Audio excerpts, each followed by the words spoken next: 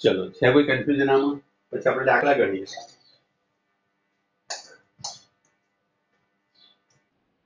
Okay ચલો.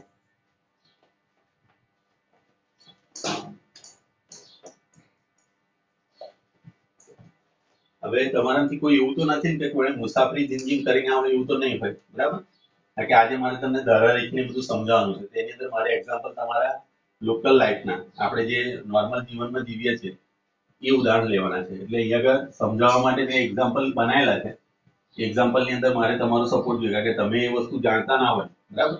ગઈકાલે મેં તમને ક્રિકેટ વિશે કીધું હતું કે ક્રિકેટની અંદર ઇનસ્વિંગ કોને કહેવાય, આઉટસ્વિંગ કોને કહેવાય, અને મેં તમને કીધું હતું કોમેન્ટેટર જે બોલે છે એની પર તમે થોડુંક ભાર આપજો. ફૂટબોલ બી જોજો, ફૂટબોલની અંદર બી તમે કિક મારીને ફૂટબોલને તમે હવામાં સ્વિંગ કરી શકો છો. તો આ ચેપ્ટર તમારું તરલનું છે, અને તરલ છે એના પછીનું મિકેનિકલ પ્રોપર્ટી વાળું છે, પછી સાઇન કોસાઇન વિધેય વાળું છે કે સરળા પદ્ધતિ છે. આ બધા ચેપ્ટર તમારા માટે અગત્યના છે, સૌથી અગત્યના એમ કેવું ચાલે, બરાબર? એટલે આના પર થોડુંક વધારે ફોકસ રાખજો. ચલો, અહીંયા આગળ આપણને શું કીધું છે કે આરસીના જુદા જુદા ક્ષેત્રફળ ધરાવતી બે સિરિંજ સોયની પાણીથી ભરેલી છે, અને પાણીથી ભરેલા એક રબર ટ્યુબ સાથે ચુસ્તપણે ટાઈટ જોડેલી છે. સિરિંજોમાંના નાના પિસ્ટન અને મોટા પિસ્ટનના વ્યાસ અનુક્રમે તમને આપેલા છે 1 સેન્ટીમીટર અને 3 સેન્ટીમીટર. આ વ્યાસ તમને આપેલા છે. જ્યારે નાના પિસ્ટન પર 10 ન્યૂટનનું બળ લગાડવામાં આવે છે, ત્યારે મોટા પિસ્ટન પર લાગતું બળ શોધો. હવે જુઓ, અહીંયા આગળ આપણને કન્ડિશન કેવી પહેલી આપેલી છે, સિરિંજ છે, SOI જોઈન કરેલી છે અહીંયા આગળ.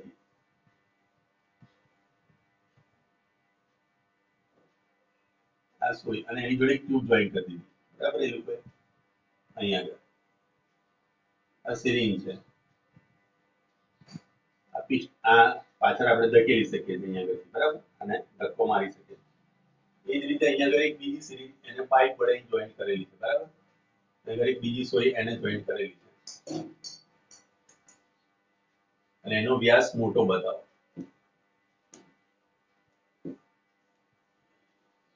આને જોઈન કરેલી છે, અને અહીંયા આગળ એક પિસ્ટન નાખેલું. આ સિરિંજ છે. પહેલાનો વ્યાસ તમને આપેલો છે 1 સેન્ટીમીટર, આનો વ્યાસ 1 સેન્ટીમીટર છે. પિસ્ટનનો વ્યાસ, ધ્યાન રાખજો, આ પિસ્ટનનો વ્યાસ 1 સેન્ટીમીટર, અને આ પિસ્ટનનો વ્યાસ છે 3 સેન્ટીમીટર આપેલો, D2, આ D1, બરાબર? ચલો, હવે આની પર તમે બળ લગાડ્યું કેટલું? 10 ન્યૂટન બળ લગાડ્યું. તો કે F1 બરાબર તમારું 10 ન્યૂટન છે, બરાબર? તો તમારે F2 આની પર લાગતું બળ તમારે શોધવું છે. સમજ પડી? હમણાં જે લિફ્ટ વાળો દાખલો હતો same to same, copy to copy છે, બરાબર?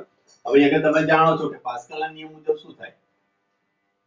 પાસ્કલના નિયમ મુજબ બંને સિરીઝ માટે P1 બરાબર P2 થાય. દબાણ તો બંને બાજુ સરખું જ થવાનું છે, એક સરખો જ ફેરફાર થવાનો છે. દબાણ બરાબર આની માટે લખવા જાવ એટલે તમારે જોડે લખાશે F1 upon A1 is equal to F2 upon A2 થાય. આ સૂત્ર પર કોઈ કન્ફ્યુઝન હોય તો મને કહો તમે. છે કોઈ કન્ફ્યુઝન આમાં? બોલો.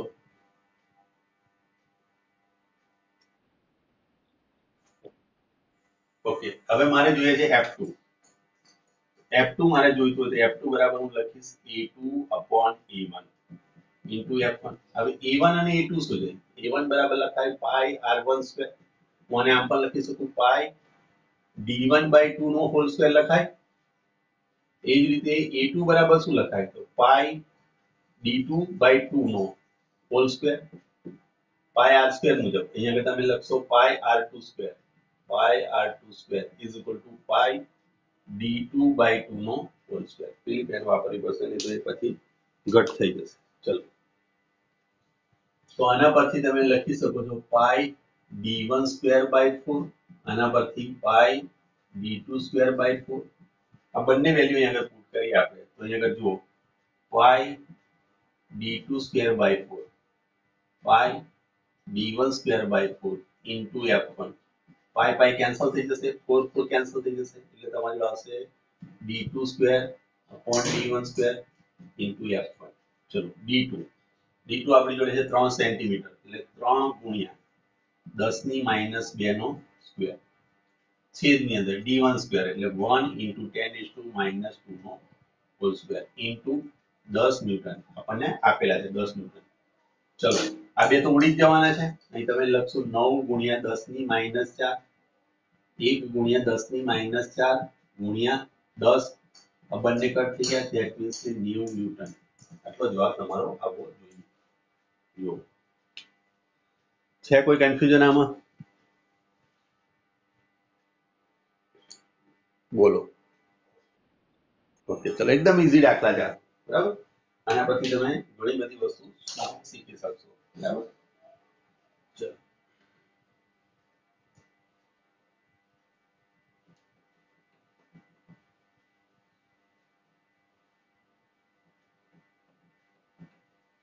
ચલો એના પછી શું પૂછ્યું આપણને? જુઓ બીજું, જો નાના પિસ્ટનને 6 સેન્ટીમીટર જેટલી અંદર ધકેલવામાં આવે તો મોટા પિસ્ટન પર બહાર કેટલો ધકેલાશે એ તમારે શોધવું છે, બરાબર. નાના પિસ્ટનને આકૃતિ કાઢી નાખી, ખોટી કરી નાખી, બરાબર. ચલો અહીં ચલો શું કહે છે કે નાના પિસ્ટનને તમે L1 બરાબર તમને 6.0 સેન્ટીમીટર છે. A1 બરાબર તો તમારે હતું પાઈ d1/2 નો સ્ક્વેર, બરાબર. ચલો હવે A2 બરાબર પણ તમે જાણો છો પાઈ d2/2 નો હોલ સ્ક્વેર. તો L2 તમારે શોધવું છે. એ કેટલું સ્થાનાંતર કરશે? તમે એક પિસ્ટનને બે સિરીઝને જોઈન કરેલી હોય તો એકને દબાવશો તો પિસ્ટન પેલો દૂર જશે. કેટલો દૂર જાય છે આપણે શોધવું છે, બરાબર. અહીંયા આગળ તમે જોઈ શકો છો કે અહીંયા આગળ કદનો જે ફેરફાર છે એ કદ તો બંને બાજુ સમાન જ રહેવાનું છે, બરાબર. લંબાઈ પહોળાઈની અંદર ફેરફાર પડશે પણ કદ હંમેશા શું રહેશે? સમાન રહેશે. તો સમાન કદને અનુસરીને આપણે અહીંયા જોઈ શકીએ કે કોઈ જગ્યાએ બીજી જગ્યાએ તો કોઈ કાણું તો બીજી જગ્યાએ છે નહીં, બીજી જગ્યાએ કોઈ જગ્યાએ વ્યય થતો નથી. માટે આપણે એમ કહી શકીએ કે અહીંયા આગળ A1 L1 બરાબર A2 L2 થાય. આ પરિસ્થિતિની અંદર કદ તો તમારું એટલું ને એટલું જ રહેશે. પ્રવાહી તો અંદર એટલું જ ભરેલું હતું. તમે દબાવો છો, એને બળ આપો છો, એના કારણે શું થશે? પ્રવાહીના કદની અંદર ફેરફાર થશે. કદની અંદર ફેરફાર થશે એટલે કે પહેલી સિરીઝ છે એમાં તમે L1 દબાવો છો તો L2 પેલી તરફની સિરીઝ ખસે છે. પણ કુલ કદ હંમેશા અચળ રહેશે. જુઓ અહીંયા આગળ પાણીને સંપૂર્ણ અદમ્ય ગણે છે અને નાના પિસ્ટનને અંદરની તરફ ખસેડતા જેટલું કદ ખસે તેટલું જ કદ બીજો પિસ્ટન પણ બહારની તરફ ખસશે, બરાબર. એ કદ અચળ થઈ ગયું માટે અહીંયા તમે કહી શકો કે બંનેના કદ સમાન થઈ જાય. કોનું કદ? નાના પિસ્ટન બરાબર બી મોટા માટે. તો કદનું મતલબ થયો કદ બરાબર લખાય લંબાઈ ગુણ્યા ક્ષેત્રફળ. આ લંબાઈ ગુણ્યા ક્ષેત્રફળ. ક્લિયર? અમારે જોઈએ છે L2. L2 બરાબર તમે લખશો A1 upon A2 into L1. A1 આપણી જોડે કેટલું છે? તો પાઈ d1/2 નો હોલ સ્ક્વેર. એટલે કે તમે ડાયરેક્ટ લખી શકો છો પાઈ d1 સ્ક્વેર બાય 4. અહીંયા આવશે પાઈ d2 square by 4 into L1. L1 તમને આપી છે 6 સેન્ટીમીટર. આ બંનેમાંથી 4 4 કેન્સલ, આ કેન્સલ કરી નાખશો. અહીંયા આગળ મીટર મીટર છે, બે જણા ઉડી જવાના છે. અહીં તમને 1 સેન્ટીમીટર આપેલું છે, આ તમને 3 સેન્ટીમીટર આપેલું છે, બરાબર. તો 1 સેન્ટીમીટર જે છે એનો વર્ગ કરવા જશો એટલે 1 × 10⁻⁴, બરાબર. અને અહીંયા આગળ પણ તમે લખશો 9 × 10⁻⁴ into 6 સેન્ટીમીટર. સેન્ટીમીટરમાં લઈ લીધે અને ઇન્ટુ મીટરમાં કરી નાખો. ક્લિયર? ચલો તો અહીંયા આગળ તમે લખશો 3 દુના અને 3 એટલે 2/3 × 10⁻². આટલા મીટર આવે છે. એ તમારી જોડે થઈ જશે કેટલા? ગણતરી કરી લે, પછી ગણતરી ભૂલ પડતી હોય તો જોઈ લેવાય. 2/3 એટલે 67.666 છે. પાછળ ઘણા બધા એ છે એટલે હવે એને 100 વડે ગુણી મીટર, આ મીટર થયું. હવે એને 100 વડે ગુણો એટલે 100 વડે ગુણશો એટલે 0.67 સેન્ટીમીટર જેટલું થશે, બરાબર. આ L2. બોલો છે કોઈ બારે દાખલો? એકદમ ઈઝી દાખલો છે.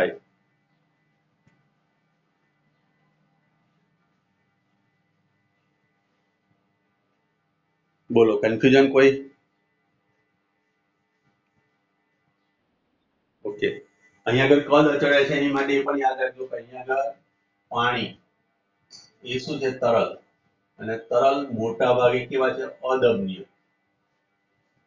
આ અદમ્ય માટે જ તમે લાગુ પાડી શકો, દમ્ય માટે લાગુ પાડી શકો નહીં. આ ધ્યાન રાખજો, બરાબર. ચલો આપણે પાણીની આગળ કેવું ધારેલું છે? અદમ્ય ધારેલું છે, માટે આ વસ્તુ શક્ય બની. ચલો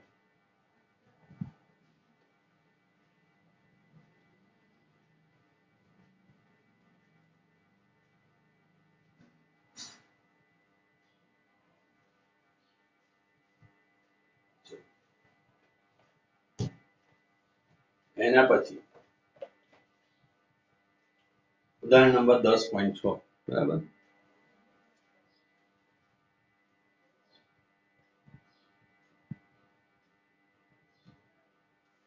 ચલો, એક કાર લિફ્ટમાં 5 સેન્ટીમીટર ત્રિજ્યા ધરાવતા એક નાના પિસ્ટન પર સંકોચિત હવા દ્વારા F1 બળ લગાડવામાં આવે છે. અહીં આગળ ત્રિજ્યા તમને આપી છે R1, 5 સેન્ટીમીટર આપેલી. અને આગળ F1 બળ તેની પર લગાડવામાં આવ્યું છે, બરાબર. ચલો, આ દબાણ 15 સેન્ટીમીટર ત્રિજ્યા ધરાવતા બીજા પિસ્ટન સુધી પ્રસરે છે. R2 એ 15 સેન્ટીમીટર ધરાવતા બીજા પિસ્ટન પર પ્રસરે છે. જો ઉંચકવામાં આવતી કારનું દળ તમને આપેલું છે m બરાબર કેટલું આપેલું છે 1350 કેજી, 1350 કેજી બરાબર હોય તો F1 ની ગણતરી શરૂ કરો. F1 બરાબર શું એ તમારે શોધવું છે, બરાબર. ચલો, અને બીજી વસ્તુ તમારે છે કાર્ય સંપન્ન કરવા માટે જરૂરી દબાણ કેટલું હશે અને તમારે દબાણ પણ શોધવું છે. ક્લિયર? હવે અહીંયા આગળ તમને R1 અને R2 આપેલા છે, તો R1 પરથી તમે A1 શોધી શકો. A1 બરાબર લખાય પાઈ R1 સ્ક્વેર. આના પરથી A2 બરાબર લખાય પાઈ R2 સ્ક્વેર લખાય. અને અહીંયા આગળ F2 બરાબર F2 કોને સમતુલે? તો F2 જે છે એ તમને અધુ દિશામાં શું આપેલું છે આપણે? F2 જે છે એ mg થશે. આ દળ આપેલું છે તમને. આ કાર જે આ રીતની આપેલી છે ત્યાં આગળ એક નળાકાર, નાનો નળાકાર અને એક મોટો નળાકાર, બરાબર. આ રીતે લિફ્ટ બનાવેલી હોય ત્યાં આગળ મેં તમને કીધું આ પિસ્ટન છે અને આની પર એક કાર છે, બરાબર. આ કાર આ રીતની મૂકેલી છે, બરાબર. અહીંયા આગળથી તમે દબાણ આપ્યું છે આ પિસ્ટન, બરાબર. આ થોડી સિસ્ટમ બનાવી છે, બરાબર. તો સ્વાભાવિક વસ્તુ છે કે અહીં તમે F1 આપો છો તો અહીંયા આગળ ઉપરની તરફ તમારું F2 લાગશે. પણ F2 એ કોને સમતુલે? તો F2 આપણને ખબર પડી જાય કે અહીં આપણને દળ આપેલું છે, બરાબર. દળને સંતુલનમાં અવસ્થામાં લાવે છે. ધેટ મીન્સ કે F1 બરાબર F2 બરાબર તમે શોધી શકો છો F2 mg લખાશે. ક્લિયર? mg ને સંતુલનમાં જે છે એને ખસેડી દો છે. mg એટલે m બરાબર તમને આપી દે 1350 અને g બરાબર કેટલા લેવાના કીધા છે 9.8 એટલે ઇન્ટુ 9.8 ન્યૂટન. આટલું તમારું F2 તો છે. હવે પાસ્કલના નિયમ મુજબ શું થાય? પાસ્કલના નિયમ મુજબ તમે લખી શકો છો P1 બરાબર P2 એ થવું જોઈએ. તો P1 બરાબર શું છે? F1 upon A1 is equal to F2 upon A2.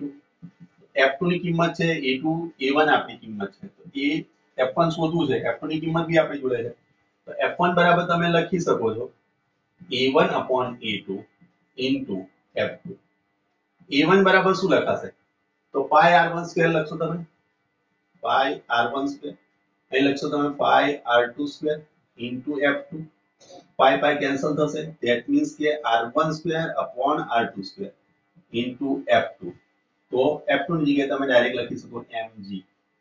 Clear? ચલો, R1 એટલે તમને આપી દે 5 સેન્ટીમીટર એટલે 5 ગુણ્યા 10 ની -2 નો વર્ગ છેદની અંદર 15 ગુણ્યા 10 ની -2 નો વર્ગ ગુણ્યા m કેટલો છે તો 1350 ગુણ્યા 9.8.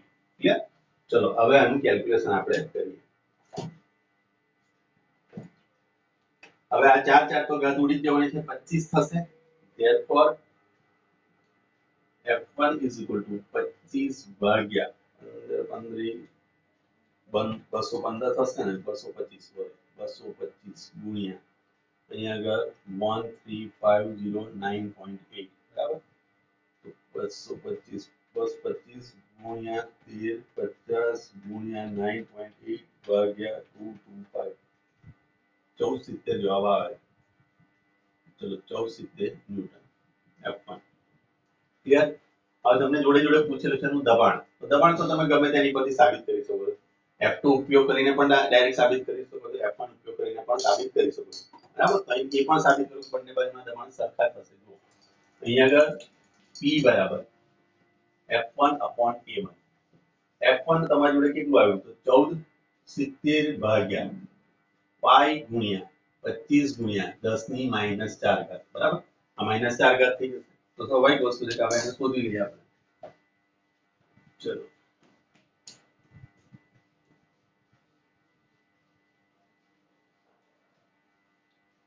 ઇઝ ઇક્વલ 1470 ગુણ્યા 10 ની 4 ઘાત ઉપર ગઈ પાઈ એટલે 3.14 ગુણ્યા 25 બરાબર.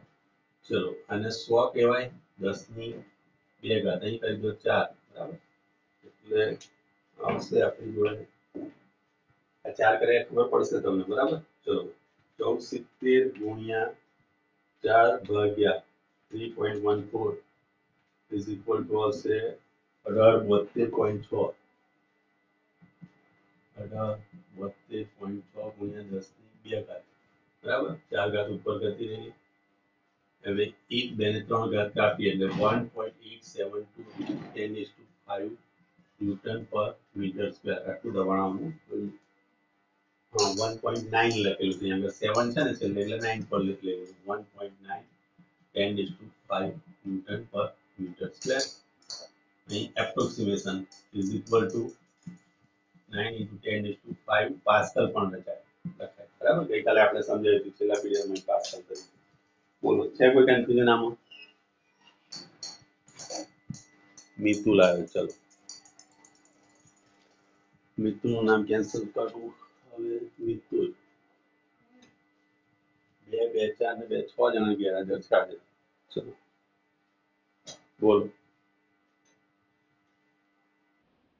કન્ફ્યુઝન નથી કોઈ? ઓકે ચલો દાખલા એકદમ ઈઝી છે, તમને આવડે એવા છે બરાબર. ચલો હવે અહીંયા આગળ જે વહન ભણવાનું છે એ આપણે જોઈએ ધારારેખી વહન બરાબર. ચલો આજનો જે ટોપિક છે ધારારેખી વહન. મેં તમને કીધું હતું કે કોઈક ને કોઈક દિવસે તો તમે ગાડી બસમાં બેઠેલા હશો, કોઈ વાર તમારી પોતાની ગાડીમાં બેઠેલા હોય, કારમાં બેઠેલા હોય, અથવા તો બાઇક પર બી બેઠા હોય, અથવા તો સાયકલ પર પણ તમે નીકળ્યા હોય, તમે સાયકલ પર નીકળ્યા હોય, તમે પોતાનું સાધન ચલાવતા હોય, અથવા પપ્પા ચલાવતા હોય, મમ્મી ચલાવતા હોય અને તમે પાછળ બેઠેલા હોય બરાબર. તો હવે મારો સવાલ એ છે કે કોઈ એક સ્થાન એવું મને બતાવો જે જગ્યાએ તમે અથવા તો તમારી આજુબાજુના જે સાધનો છે એ બધાની ઝડપ સરખી થઈ જાય એવું સ્થાન બતાવો મને. ધારારેખી વહન સમજવાનું છે આપણે. ધારારેખી વહન આ સમજો કારણ કે આના પરથી જ તમને આગળ જતા વિદ્યુત ક્ષેત્ર રેખાઓ અને ચુંબકીય ક્ષેત્ર રેખાઓ બરાબર. આ બંનેના મીનિંગ આની પર ડિપેન્ડ છે. તમે આગળ જ્યારે ભણશો 12માની અંદર તો આ બંને ઉપર ડિપેન્ડ છે. તમે વિચારી મને કહો કોઈ એવું સ્થાન મને બતાવો કે જ્યારે તમે ડ્રાઇવિંગ કરતા હોય, તમે પોતે અથવા તો કોઈની પાછળ તમે બેઠા છો, કોઈ ગાડીમાં બેઠા છો અને કોઈક સ્થાન એવું આવે કે જે સ્થાને બધા જ તમારી આજુબાજુના સાધનો છે બધાની ઝડપ સમાન થઈ જાય એ જગ્યા પર.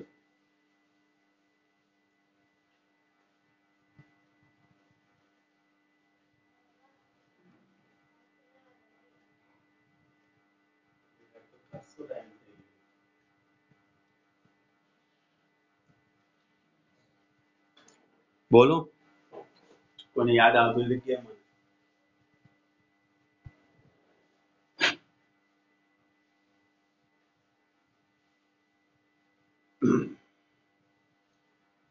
વિચારી મને જવાબ આપો, એવું ઉતાર નથી. ધારારેખી ભણવાનું છે આપણે.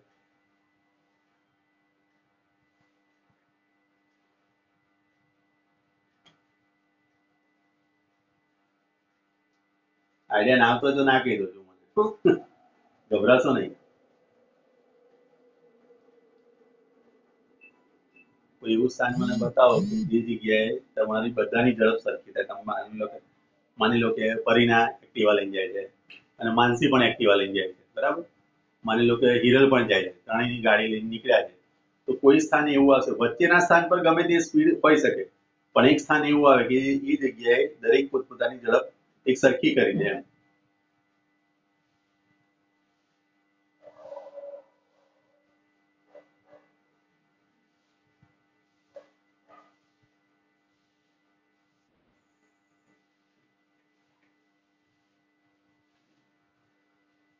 યાદ આવે છે કશું એવું કઈ? પરીના પ્રશ્ન ખબર પડી જાય ને?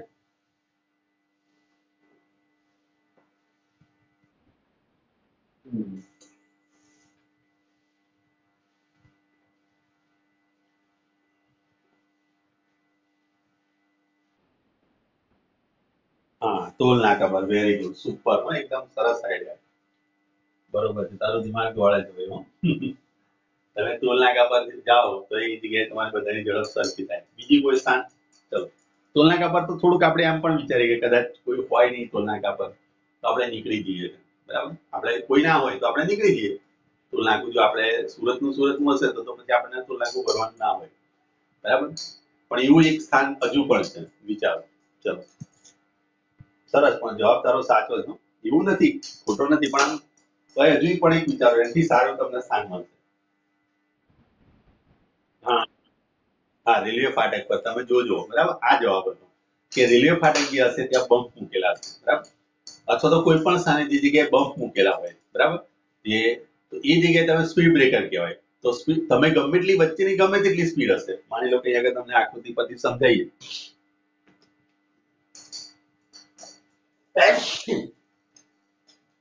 આ રસ્તો છે, બરાબર, અને અહીંયા આગળ બમ્પ મૂકેલા છે.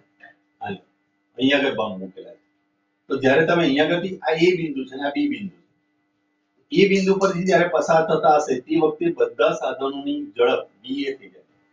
આ જગ્યાએથી પસાર થતા હશે ત્યારે vb થઈ જાય, બરાબર. માની લો કે આગળ જતા કોઈ સ્થાન પર આવ્યા, આ સ્થાને, તો આ સ્થાન માની લો કે સી બિંદુ છે તો અહીંયા આગળ vc થઈ જાય. ક્લિયર આટલી વસ્તુ? આ 3 રેલવેના બમ્પ છે એવું વિચારો, બરાબર. અથવા તો સ્પીડ બ્રેકર છે. તો સ્પીડ બ્રેકર પરથી જ્યારે તમે જાઓ છો તો દરેક સાધન અહીંયાથી વચ્ચેના સ્થાન પર તમે ઝડપ વધારી શકો છો. અહીં પણ ગમે તે હોઈ શકે. અહીં 0 પણ હોઈ શકે, 80 પણ હોઈ શકે, 100 પણ હોઈ શકે, 200 પણ હોઈ શકે. ગમે એટલી સ્પીડ તમે કરી શકશો.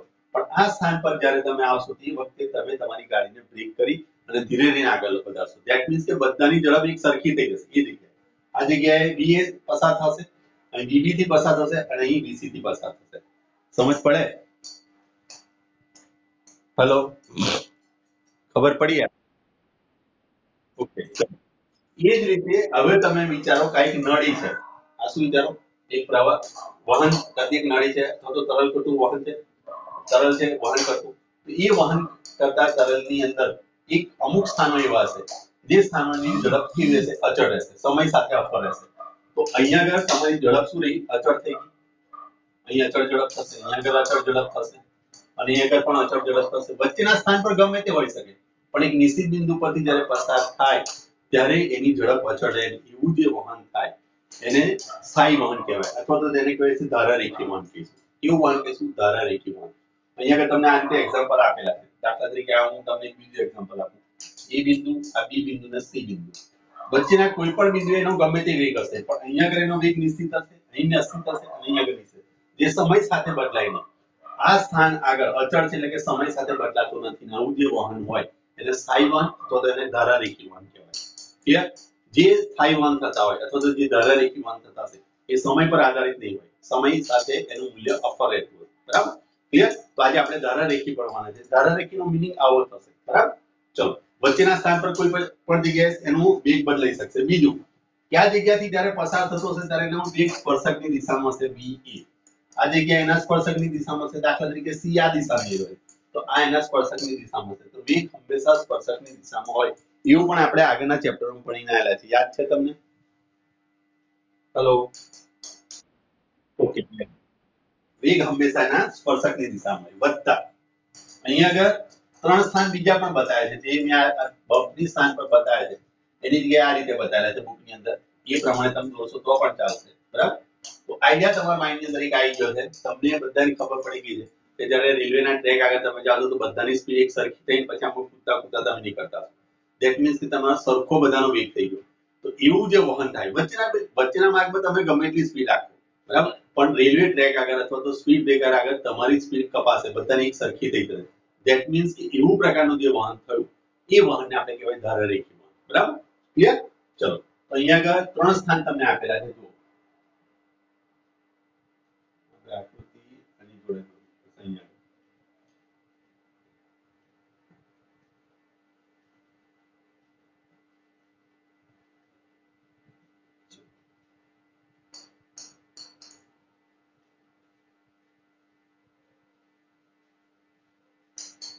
વ્યવસ્થિત વચ્ચે છે. ક્લિયર? આને કહીશું આપણે એ સ્થાન અને બી અને સી આ ત્રણ બિંદુઓ બતાવ્યા. સોરી પી આર ક્યુ લખેલા છે. પી આર નહીં ક્યુ લીધેલું છે, એ બી સી લીધેલું છે. બરાબર. ચલો આકૃતિ પ્રમાણે આપણે જોઈએ. ચલો અહીં શું કહે છે જુઓ. અત્યાર સુધી આપણે સ્થિર તરલનો અભ્યાસ કર્યો. ગતિ કરતા તરલના અભ્યાસને તરલ ગતિશાસ્ત્ર કહે છે. આ પહેલી વસ્તુ એ પણ ધ્યાન રાખજો. અત્યાર સુધી આપણે જે કંઈ મેં આગળ ચલાવ્યું ધારારેખી વહન એ કેવું છે? એ ગતિ કરતું વહન. ગતિ કરતું તરલ જ્યારે આવે ત્યારે એને તરલ શાસ્ત્ર કહેશું. પણ કેવું? તરલ ગતિશાસ્ત્ર. એને તરલ ગતિશાસ્ત્ર અથવા તો એને હાઇડ્રોડાયનેમિક્સ કહેવાય. Fluid dynamics. ફ્લુઇડ ડાયનેમિક્સ પણ કહેવાય. Fluid dynamics. તરલ ગતિશાસ્ત્ર. ડાયનેમિક્સ એટલે ગતિશાસ્ત્ર. જ્યારે પાણીના નળને તમે ધીમેથી ખોલવામાં આવે છે ત્યારે શરૂઆતમાં પાણીનો પ્રવાહ સરળ હોય છે, પણ બહાર નીકળતા પ્રવાહની ઝડપ વધતા તે સરળતા ગુમાવી દે છે. તરલ ગતિશાસ્ત્રના અભ્યાસમાં આપેલ સમયે આપેલ બિંદુએ જુદા જુદા તરલોના કણનું શું થાય છે તેના પર આપણું ધ્યાન કેન્દ્રિત કરીશું. બરાબર. જો આપણે આપેલ બિંદુએ પસાર થતા દરેક કણનો વેગ સમાન સમય સાથે અપર રહેતો હોય તો તેવા વહનને સ્થાયી વહન કહેવાય. અંડરલાઈન કરો. જો આપેલ સમયે અંડરલાઈન કરજો એ તરલના ગતિના અભ્યાસમાં આપેલ સમયે આપેલ બિંદુએ જુદા જુદા તરલોનું શું થાય છે તેના પર આપણું ધ્યાન કેન્દ્રિત કરીશું. એમાં નીચેની લાઈન જુઓ. જો આપેલા બિંદુએ આ અંડરલાઈન કરજો. જો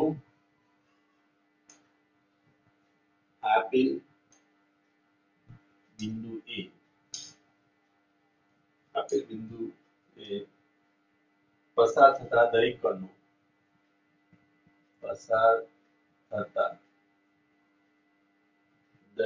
કણનો વેગ સમય સાથે અફર રહે તો તેવા વહનને સ્થાયી વહન અથવા તમે લખી શકો કે આપેલા બિંદુએ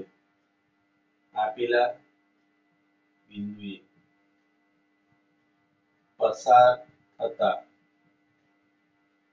કણનો વેગ અચળ રહેતો હોય તો તેવા વહનને સ્થાયી વહન કહે છે. મેં તમને હમણાં સમજાવ્યું કે સ્થાયી વહનનો મીનિંગ શું થાય? સમય સાથે અફર રહેવું. સમય સાથે અફર રહેવું એનો મીનિંગ શું થાય? તો અચળ રહેવું. તો જે કણોના વેગ સમય સાથે અફર રહેતા હોય, બરાબર, જે બિંદુ પરથી પસાર થતા ભલે વચ્ચેના એના પછીના બિંદુ એ કોઈ પણ હોઈ શકે, એની સાથે આપણે કોઈ લેવા દેવા નથી. પણ આપેલું જે બિંદુ તમે જે નિશ્ચિત બિંદુ રાખેલું છે, દાખલા તરીકે મેં તમને પંપનું ઉદાહરણ આપ્યું, દાખલા તરીકે તમને પરિણામ ટોલ નાકાનું ઉદાહરણ આપ્યું. તો આવા જે સ્થાનો હશે, બરાબર, એ દાખલા તરીકે હું તમને એમ કહું કે તમે સ્કૂલ આગળથી પસાર થતા ત્યાં સ્પીડ લિમિટ બાંધી દે. હા, લોકો લિમિટ રાખતા નથી, એ બે નંબરની વસ્તુ છે. પણ સ્કૂલ આગળથી તમે પસાર થતા હોય ત્યાં તમે હોર્ન નહીં મારી શકો, વધારે ઝડપ નહીં કરી શકો, એવા બધા નિયમ હોય છે. તો એ નિયમને આધીન બી તમે ચાલો તો એ જગ્યાએ શું થઈ ગયું? એટલી સ્પીડ જ તમારે રાખવી પડે. તમને જાણીને આશ્ચર્ય લાગશે કે ફોરેનમાં અમુક ટ્રેક એવા છે કે ટ્રેક પર તમારે 100 ની ઉપર જ સ્પીડ રાખવી પડે. 100 થી નીચે તમારે ના જવાય એ ટ્રેક પર. બરાબર. તો સ્વાભાવિક વસ્તુ કે દરેકની સ્પીડ 100 ની જ હશે, 100 ઉપર જ હશે. તો સ્વાભાવિક 100 ની લિમિટ આપી દીધી. તો 100 જેટલી ઝડપ જો રાખતા હોય, 100 થી નીચે તમારે ઝડપ નહીં કરવાની. તો સ્વાભાવિક વસ્તુ છે કે એ તમારું સ્થાયી વહન થઈ ગયું. ક્લિયર? તો સમય સાથે વેગના મૂલ્યમાં ફેરફાર ન થતો હોય તો એવું જે વહન થાય એ વહનને આપણે શું કહીશું? સ્થાયી વહન કહેવાય. ક્લિયર? અને સ્થાયી વહન ધરાવતો જે માર્ગ થયો એ માર્ગને ધારારેખા કહેવાય. અને આવું જે વહન થતું હોય એને ધારારેખીય વહન કહેવાય. બરાબર. સ્થાયી વહનની અંદર શું થશે? એક માર્ગ આપણને આપશે. એ માર્ગ સમય સાથે તમે જોશો કે એના સ્પર્શકની દિશામાં જશે અને વક્ર માર્ગ આવશે. એ વક્ર માર્ગ જે થયો એને ધારારેખા કહેવાય. અને આવું જે વહન થતું હોય એ વહનને આપણે ધારારેખીય વહન કહીશું. બરાબર. ચલો આગળ જોઈએ. આનો અર્થ એવો નથી કે જુદા જુદા બિંદુ આગળના વેગ સમાન હોય. આનો મતલબ એવો ના કરશો. જુદા જુદા બિંદુ આગળ વેગ સમાન નહીં હોય. આનો મતલબ સમજાવું તમને.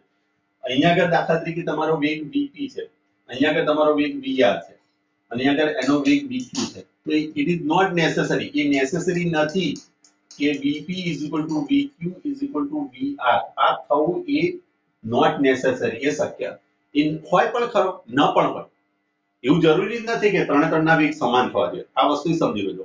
દાખલા તરીકે તમે એક ટ્રેક પર ગયા, એક રેલવે ટ્રેક અહીંયા આગળ છે અને અહીંયા આગળથી તમે અહીં બમ્પ છે, તો અહીંયા આગળથી તમે જે ગાડી તમારી પસાર થશે એના આગળ કોઈક બમ્પ આવ્યો, તો આ બંનેની ઝડપની અંદર ફેરફાર હશે. દાખલા તરીકે તમે 5 કિલોમીટર પર અવરની ઝડપે જતા, અહીંયા આગળ 6 પણ હોઈ શકે, 7 પણ હોઈ શકે, બરાબર. પણ બંનેની ઝડપ સરખી હોવી જરૂરી નથી. સમજ પડી? હેલો, આ વસ્તુ ક્લિયર થાય? બરાબર, આ વસ્તુ ધ્યાનમાં લઈને ચાલજો. ચલો, એટલે કે જો બીજા બિંદુએ તેનો વેગ જુદો જુદો હોઈ શકે છે, પણ દરેક કણના બીજા બિંદુએ પાસેથી પસાર થાય તો હમણાં જ પસાર થયેલા અગાઉના કણની જેમ જ વર્તે. દાખલા તરીકે અહીંયા આગળથી એક કણ પસાર થયો, બરાબર, અહીંયા આગળથી એની 50 સ્પીડ હતી, પણ અહીંયા આગળ એની વીપી થઈ જાય. બીજો અહીંયા આગળથી દાખલા તરીકે અહીં જાય તો અહીંયા આગળ દાખલા તરીકે આની ઝડપ વીઆર છે, તો વીઆર ઝડપથી જે પસાર થશે, આગળ પાછળ ગમે તે હોઈ શકે, એની સાથે કોઈ લેવા દેવા નહીં, પણ આ સ્થાનથી પસાર થશે તો એની ઝડપ વીઆર થઈ જશે. ધેટ મીન્સ કે સમય સાથે એનું મૂલ્ય અફર રહે. અને આવું જે વહન થયું એ વહનને કહેવાય સ્થાયી વહન. બરાબર. ચલો, દરેક કણ એક સરળ માર્ગ અનુસરે છે અને કણોના માર્ગ એકબીજાને છેદતા નથી. અહીં ધ્યાન રાખજો. જો માની લો કે અહીંયા આગળથી આ કણો અહીંયા આગળથી આમ ગયો આમ છેદ્યું, તો અહીંયા આગળ જો આનો સ્પર્શકની દિશા મળશે, આના સ્પર્શકની દિશા મળશે, તો કોઈ પણ વહનને બે દિશા ના હોઈ શકે. તમે કોઈ પણ વહન જ્યારે કરતા છો તો ક્ષેત્ર રેખાઓ એટલે કે વહન આ ધરા રેખાથી એકબીજાને કદી છેદતી નથી. આનો માર્ગ કદી એકબીજાને છેદે નહીં. બરાબર. જ્યારે કયું વહન સ્થાયી વહન હશે, સમય સાથે એનું મૂલ્ય બદલતું ના હોય, એવા વહનમાં કદી પણ એમના માર્ગ એકબીજાને છેદતા નથી. આ પણ વસ્તુ ધ્યાન રાખજો. બરાબર. તો સ્થાયી વહનમાં કેટલી વસ્તુ યાદ રાખવાની કે જે તે બિંદુ પાસેથી પસાર થાય ત્યારે એનો વેગ સમય સાથે અફર રહેશે. બીજી વસ્તુ, એવું જરૂરી નથી કે જે તે બિંદુ પાસે દરેક બિંદુ પાસેના વેગ સમાન હોય. દરેક બિંદુના વેગ અલગ અલગ હોઈ શકે છે. એની અંદર કોઈ આપણે બિનમેક નથી. હા, સમાન હોય તો જરૂરી નથી એવું, પણ ન સમાન જ હોવા જોઈએ એવું ફરજિયાત નથી. બરાબર. ક્લિયર આટલી વસ્તુ? બીજી વસ્તુ એ પણ છે કે અહીંયા આગળ એનો માર્ગ છે એકબીજાને કદી છેદે નહીં. કારણ કે છેદે તો તમને જાણો છો કે એના સ્પર્શકની દિશામાં વેગ મળે. વેગ હંમેશા એની સ્પર્શકની દિશામાં છે. તો અહીંયા આગળ બે દિશાઓ થઈ જાય, તો એવું તો શક્ય નથી. બરાબર. સ્થાયી વહનની અંદર કદી આવું શક્ય થતું નથી. ચલો, ક્લિયર? ચલો આગળ જોઈએ. તો દરેક કણ એક સરળ માર્ગને અનુસરે છે અને કણનો માર્ગ એકબીજાને છેદતા નથી. આ સૌથી અગત્યની કન્ડિશન થઈ ગઈ. સ્થાયી વહનના તરલ કણનો ગતિપથ એ ધારા રેખાઓ છે. આ સ્થાયી વહન જે બતાવ્યું એનો જે ગતિપથ થયો, આ પહેલો, બીજો અને ત્રીજો, આ જે થયું એ ધારા રેખા કહેવાય. અને આવું જે વહન ધરાવતું એને ધારા રેખી વહન કહેવાય. ચલો, આવા વક્ર વ્યાખ્યાયિત કરવામાં આવે છે જેનો કોઈ પણ બિંદુએ સ્પર્શક તે બિંદુ આગળ તરલના વેગની દિશામાં હોય છે. આકૃતિ 10 અહીંયા આગળ તમને બતાવી છે. એમાં દર્શાવ્યા મુજબ એક કણના ગતિપથનો વિચાર કરો. આ વક્રના કોઈ પણ કણ સમય સાથે કેવી રીતે ગતિ કરે છે તે દર્શાવ્યું છે.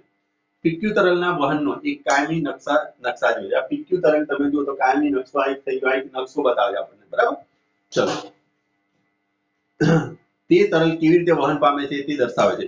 કોઈ બે ધારા રેખાઓ એકબીજાને છેદતી નથી, કારણ કે જો છેદે તો છેદન બિંદુએ આવતા તરલનો નવો કણ એક પથ પર અને બીજો કણ બીજા પથ પર જઈ શકે અને આ વહન સ્થાયી ના કહેવાય.